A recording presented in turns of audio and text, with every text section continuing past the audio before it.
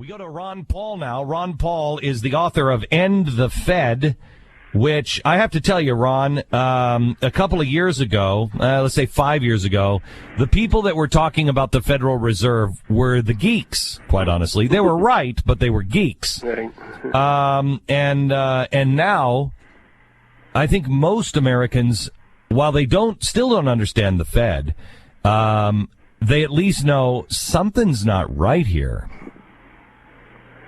There's no doubt about it. I think that is reflected in the support I have for at least opening up the books. Not so much to decide at the moment exactly what we should do with the Fed, but 75% of the American people now say that we, as a Congress, have to at least, have oversight and know what they're doing. How do they create money? Who gets the benefits? What's the gimmick? And this has come about mainly because of the financial crisis, and I think this is all good. The people are paying attention to the Fed, and it's a very important issue. Ron, I haven't read the book, and I apologize for that. I haven't read the book yet, but do you cover in there the selling of our treasuries back to ourselves?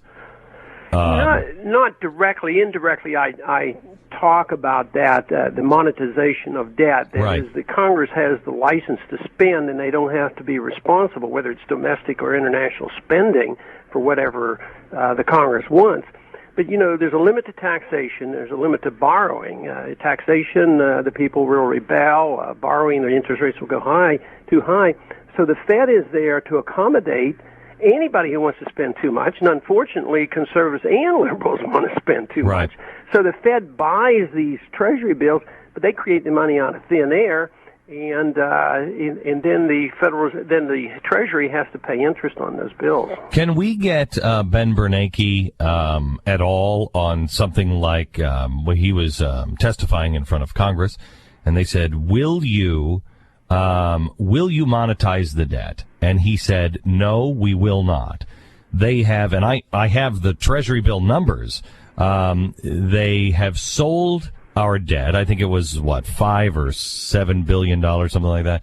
They sold our debt just recently. It sold to a third party. 7 days later, we purchased it back. The Fed bought it back. So while they're not directly monetizing, they're not selling it to themselves, they did suspiciously sell it to somebody to hold for 5 to 7 days, and then they just bought it back. Yeah, and that's well known. They're called repurchase agreements. It's all in the gimmickry and why they do it and when they do it. But overall, they have promised, when the crisis hit, that they would buy up, which means monetizing $300 billion worth, and they're in the process. They're about finished with that. But when he was before the committee, the last time I brought that to his attention, I said, "You're not going to monetize the debt."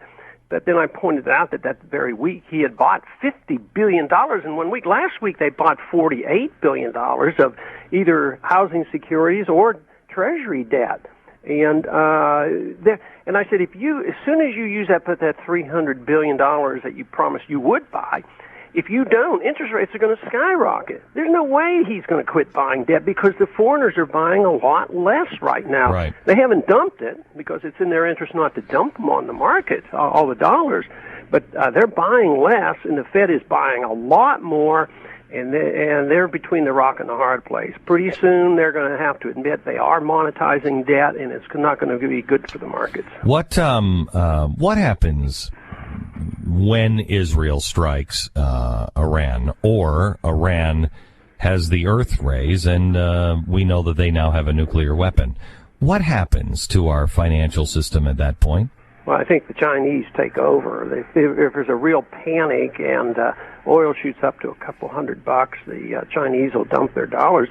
Chinese are maneuvering for this. The more we threaten Iran, the stronger the Chinese influence gets, because they're using the dollars that they have earned from us and saved. They have $1 trillion, and they're starting to buy up assets in Iran and build plants and get involved in their energy.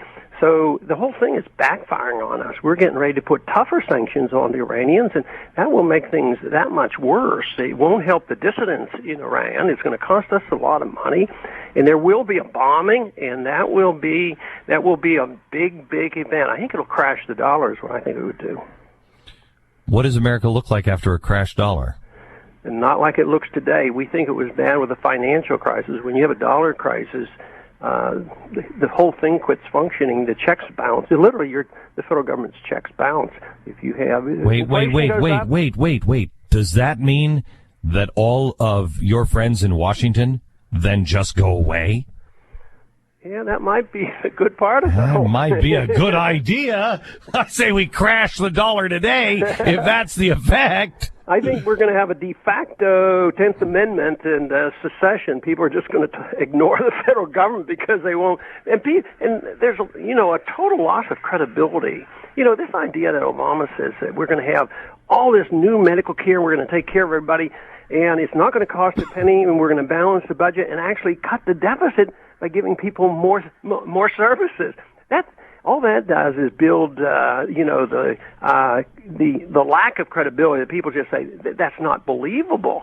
But no, it'll continue that way, and the checks will keep coming. People will get their Social Security checks, but like this year, even though there's been a lot of inflation that they don't admit to, there's no cost of living increases in the Social Security check.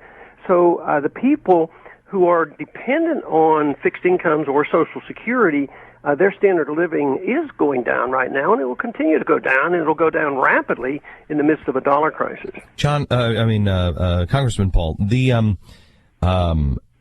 media, and even now Patrick Kennedy said this. We heard this from two people, Muammar Gaddafi, and I believe the other one was Ahmadinejad, that both spoke last week, and they were